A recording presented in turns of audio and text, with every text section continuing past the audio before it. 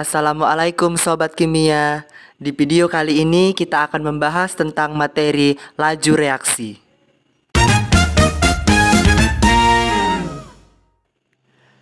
Adapun topik yang akan dibahas ada 4 poin. Yang pertama, konsep laju reaksi. Yang kedua, mengenai hukum laju reaksi. Yang ketiga, faktor-faktor laju reaksi. Dan yang keempat, contoh laju reaksi dalam kehidupan sehari-hari. Untuk poin yang pertama, di sini kita akan membahas mengenai pengertian laju reaksi. Apa sih pengertian laju reaksi itu? Nah, laju reaksi adalah perbandingan perubahan konsentrasi reaksi atau hasil reaksi terhadap perubahan waktu. Laju reaksi menyatakan seberapa cepat atau seberapa lambat suatu reaksi yang berlangsung dalam satuan waktu. Di situ dapat kita lihat terdapat sebuah reaksi A ditambah B menghasilkan C ditambah D, di mana A ditambah B merupakan reaksi dan C ditambah D merupakan hasil reaksi. Untuk poin yang kedua yaitu hukum laju reaksi.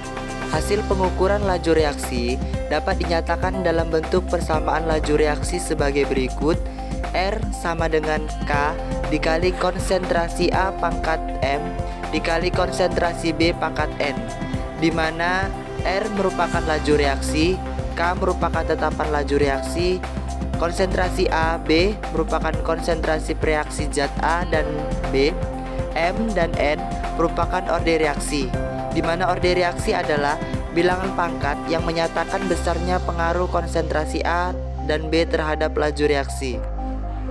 Baik, untuk poin yang ketiga yaitu faktor-faktor yang mempengaruhi laju reaksi, di mana untuk laju reaksi dipengaruhi oleh 4 faktor. Yang pertama konsentrasi, yang kedua suhu, yang ketiga luas permukaan sentuh, dan yang keempat katalis. Mengapa dikatakan konsentrasi dapat mempengaruhi laju reaksi? Karena semakin besar konsentrasi, maka semakin cepat laju reaksi tersebut berlangsung. Sedangkan semakin kecil konsentrasi, maka laju reaksi semakin lambat bereaksi. Yang kedua adalah suhu. Suhu juga ikut berperan dalam mempengaruhi laju reaksi, di mana apabila suhu suatu reaksi dinaikkan, maka laju reaksi akan semakin cepat. Sebaliknya, jika suhu pada suatu reaksi diturunkan, maka reaksi akan semakin lambat. Faktor yang ketiga ialah luas permukaan sentuh. Luas permukaan sentuh juga memiliki peranan penting dalam mempengaruhi laju reaksi. Sebab semakin besar luas permukaan bidang sentuh, maka semakin cepat reaksi berlangsung. Sebaliknya, semakin kecil luas permukaan bidang sentuh, maka semakin lambat reaksi berlangsung. Faktor terakhir yaitu katalis. Katalis merupakan zat yang dapat mempercepat laju reaksi kimia tanpa mengalami perubahan oleh reaksi itu sendiri. Katalis memungkinkan reaksi dapat berlangsung secara cepat maupun secara lambat. Poin yang keempat yaitu contoh laju reaksi dalam kehidupan sehari-hari.